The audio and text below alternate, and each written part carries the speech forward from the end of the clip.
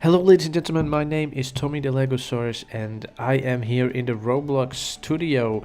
As you probably cannot tell because it's only willing to record this middle screen. I'm actually in the huge interface that is the Roblox studio, where you can create your own Roblox games, but for some reason my OBS is only filming this part, the middle part, where the preview is of the game that I'm making, and I am making a maze. How cool is that? I'm making a maze in Roblox. Let's get a nice view of it. It's really small because I only started making it last night, so it's not very big, and I made this house as well, just out of blocks.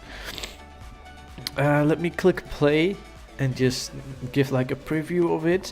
I've made it so that you can only be in first person, so otherwise you could zoom out. Oh wait, the trash can is floating. I should keep that from happening. Let's see if we can keep that from happening.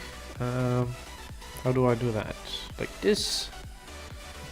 Let's try it out. Let's try it out. Where is it? Ah, here. Is it touching the floor? Yeah, okay, good. Okay, fixed. Basically, I made a maze. Look at the little dog.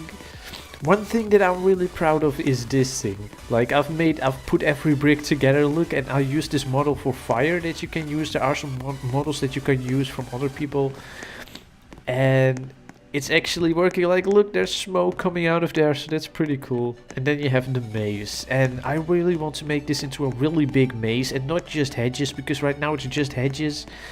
And I want to like add different parts of it, maybe an underground part, like a cave, and maybe like in different settings, like in the snow and maybe somewhere else. I don't really know what kind of settings, but tell me if you have any suggestions for this game. Like Luke suggested that it should only be in first person mode, and this is actually a really good idea, because that way people cannot zoom out. Otherwise I would now be able to zoom out and look at the maze from above and know the way out. Of course, now there is not really much of an end yet, but I'm also planning to add items. I'm not really sure how I'm going to add the items, as I really only know how to place objects, but I really want to learn how to place items that you can pick up and then use somehow. I think that would be really cool. Like maybe before you get into the underground part, if I am going to make an underground part, then it would be cool if it was like blocked by a rock, and then somewhere else in the maze you would have to find a pickaxe. You know, things like that would be really cool, I think. Let's see, one of these could be a dead end. There we go, that one can be a dead end. Wait. There we go. This one is now a dead end. I just make this up as I go along, by the way. If anyone's wondering, like, how do you know what I just make it up. I just think of, you know what, I'll make this go this way, I'll make this go this way.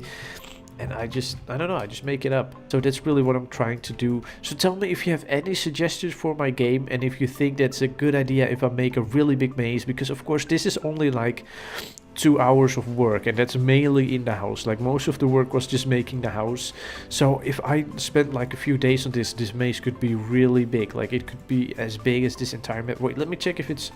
Is it actually recording my cursor? No, it's not. Okay, so but basically I'm trying to like point at the entire square that you see here, like fill it up with maze entirely, and maybe like add more of these squares of lands and more, and I think I can still stretch it. I'm not entirely sure if I can still stretch it. It is locked right now. Let me unlock it. Scale, can I still? Yeah, I can still stretch it. So I can still stretch it to become really big, this square of land that you see, and just completely fill it up, and I can make like different parts, like in every corner a different type. Maybe a mountain part where you have like caves. Maybe in one corner I will have like a very big tower, and the maze will go vertically, so you have to go up and down floors. That would be very confusing. And then maybe like teleport pads, and there's a lot of things that I can make, except that I cannot make them right now because I don't know how to. And really one of the main intentions of this is that I learn how to make the game, because as of now I really only know how to just place blocks. As you can see, this is really a combination of just blocks that I've placed.